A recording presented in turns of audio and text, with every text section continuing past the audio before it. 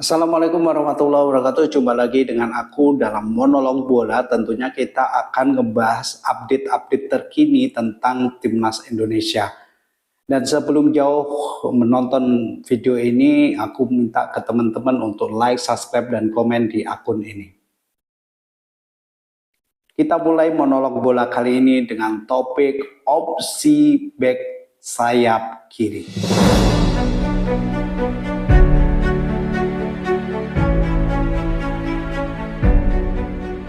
Kita semua tahu bahwa timnas Indonesia akan melakoni laga yang cukup krusial ketika kita akan bertandang ke Australia. Kita akan melawan timnas Australia di tanggal 20 Maret 2025. Dan kemudian kita akan menjamu yang namanya timnas Bahrain di Gelora Bung Karno tanggal 25 Maret 2025.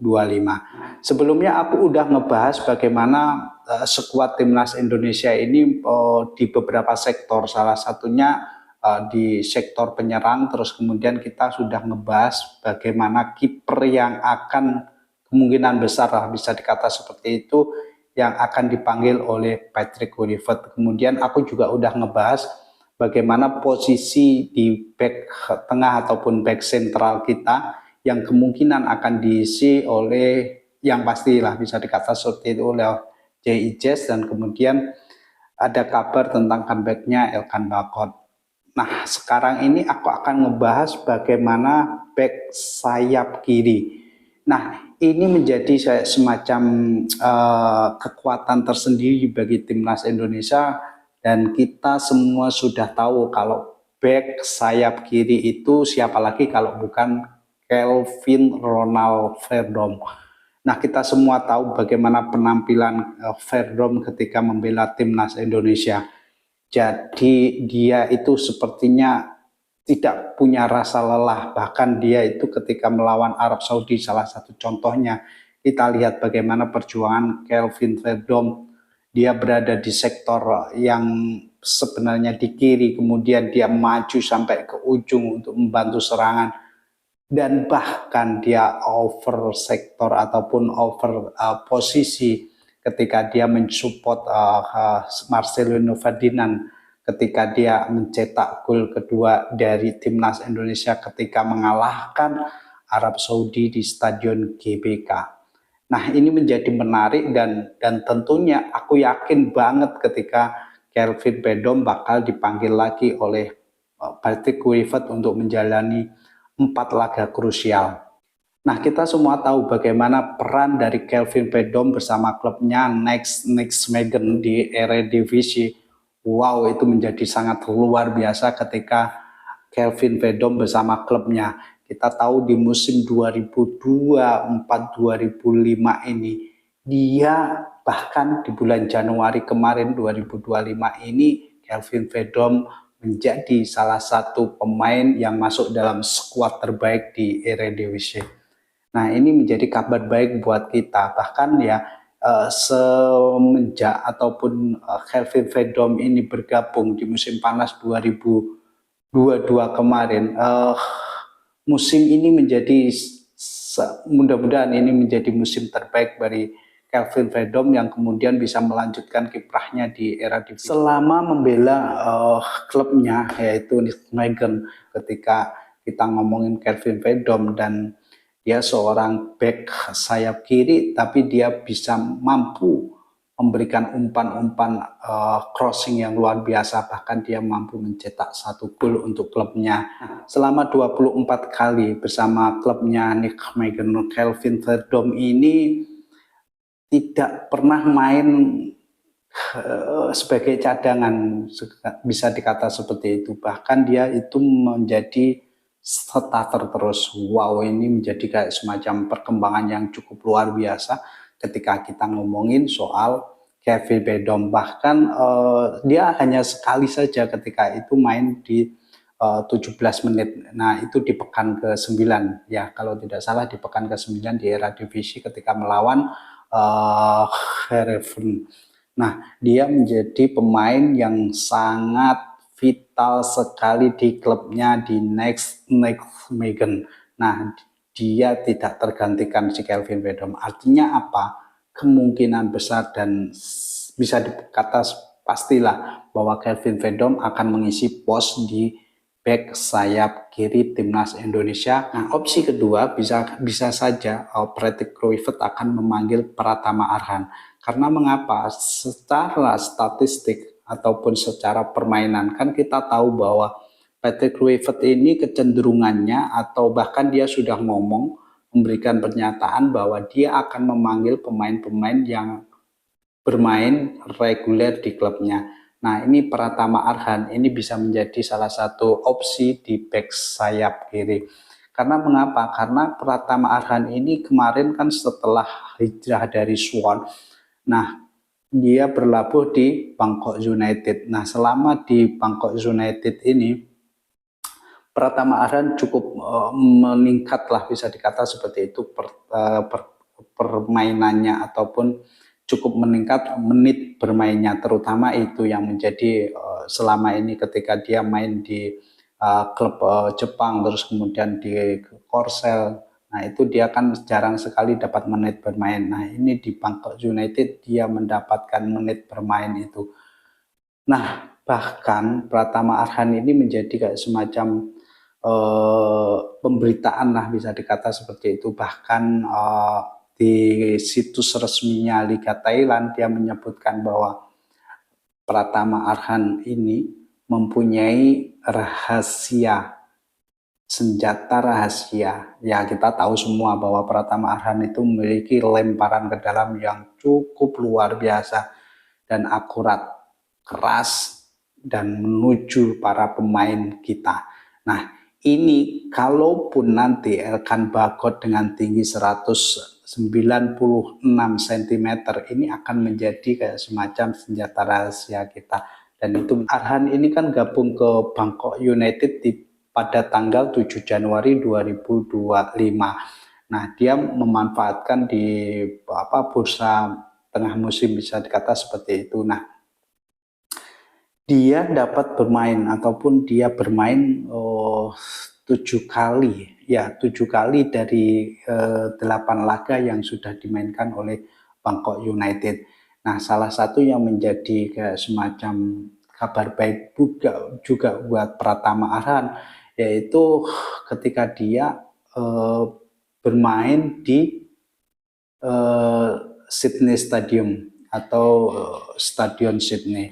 Nah, ketika itu Bangkok United melakoni Liga Champion Asia, yaitu melawan Sydney FC. Nah, kebetulan ataupun ini menjadi kayak semacam aura tersendiri, ya, bisa merasakan aura ataupun bisa merasakan bagaimana suasana di Australia sebelum timnas Indonesia berlaga di sana, dan bahkan Arhan mendapatkan menit bermain di atas rumput Stadion Sydney. Ini menjadi pengalaman yang cukup luar biasa buat Pratama Arhan, karena kan nanti timnas Indonesia akan main di situ. Nah, dia bahkan ya waktu itu dia masuk di menit 85 dan kemudian memberikan salah satu assist yang menjadikan ataupun menyelamatkan Bangkok United dari kekalahan. Dan kemudian di leg kedua ketika Bangkok United menjamu Sydney FC, ya akhirnya kalah juga dengan skor 2-3, dan di situ Pak Pratama Arhan juga bermain sebagai pengganti. Ya, itu perkembangan yang luar biasa buat Pratama Arhan, karena selama ini bermain di Jepang terus kemudian bermain di Korea Selatan, dia sangat amat minim menit bermainnya, dan ini menjadi kayak semacam bisa dikata perkembangan Pratama Arhan yang nantinya bisa menjadi efek ataupun bisa menjadikan motivasi dia ketika dia nanti akan dipanggil Pratama Arhan. Saya sih menduga atau memprediksi Pratama Arhan akan dipanggil. Dia akan bisa jadi dia akan menjadi kayak semacam opsi untuk Kelvin Verdom yang tampil luar biasa. Nah, opsi yang ketiga siapa lagi ya di back sayap kiri untuk timnas Indonesia? Nah, aku menduga pasti di sini ada Sain Patinama. Ah, berbicara soal Sain Alien Jai Patinama, kita semua tahu bagaimana auranya Sain Patinama ketika membela timnas Indonesia. Begitu luar biasa semangatnya Sain Patinama, kita semua tahu. Nah, masalahnya sekarang Sain Patinama itu kan bermain di KAS Leuven. Dia berada di divisi 2 Liga Belgia. Nah, ini yang kurang disorot karena selain Liga 2 Belgia, kemudian Sain Patinama juga kurang kurang dapat banyak bermain. Menit bermainnya juga berkurang sekali, bahkan posisi Sain Patinama di KAS Leuven itu dia sudah bisa dikata itu dirongrong ataupun digoyang oleh salah satu pemain namanya Teddy. Jadi posisi Sain Patinama di klubnya ya kan di KAS Leuven dia makin bisa dibilang makin terjepit lah, bisa dikata seperti itu, karena posisinya dia diisi oleh pemain lain yaitu Teddy itu. Nah, selama ini Sain Patinama itu juga hanya main 2 kali masuk dari bangku cadangan. Nah, ini menjadi kayak semacam perhitungan sendiri ataupun opsi tersendiri bagi PT Kluivert yang bisa juga akan membawa Sain Patinama. Nah, untuk opsi back sayap kiri bisa diisi oleh Nathan Choon. Nah, cuman begini, kalau kita melihat Nathan ini kan dia sekarang bermain untuk klub dari Wales yaitu Swansea City.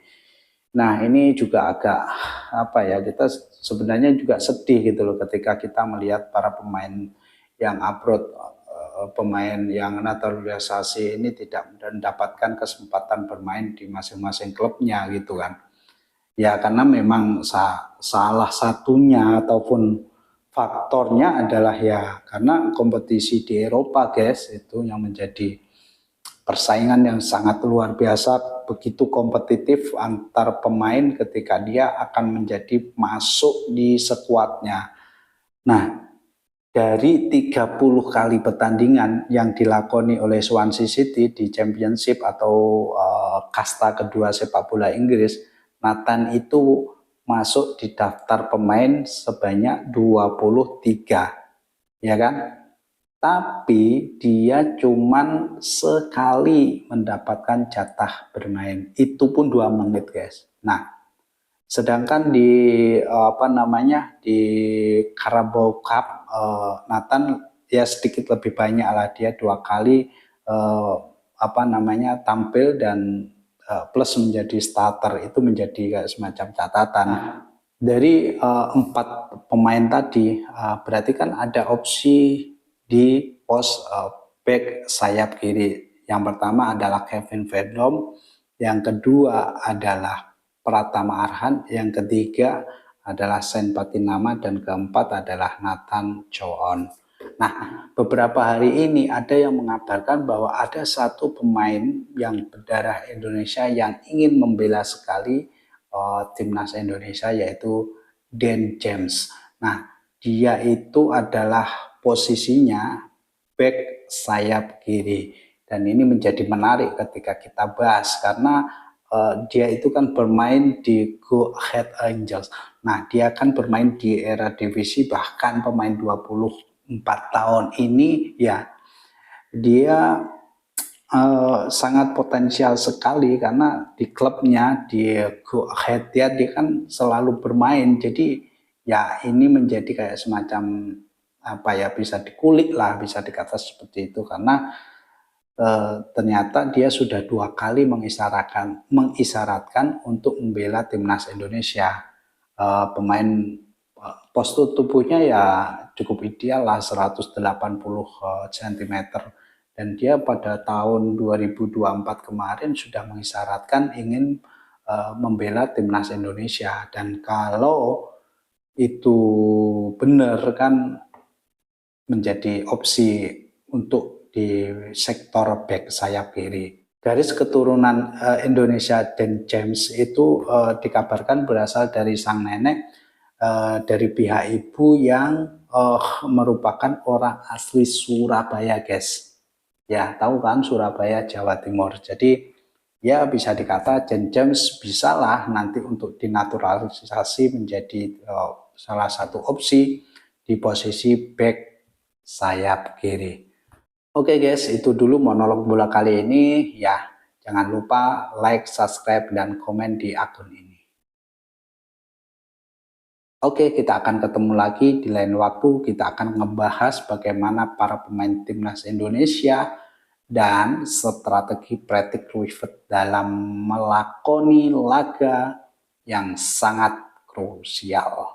Oke, terima kasih. Wassalamualaikum warahmatullahi wabarakatuh. Bye-bye.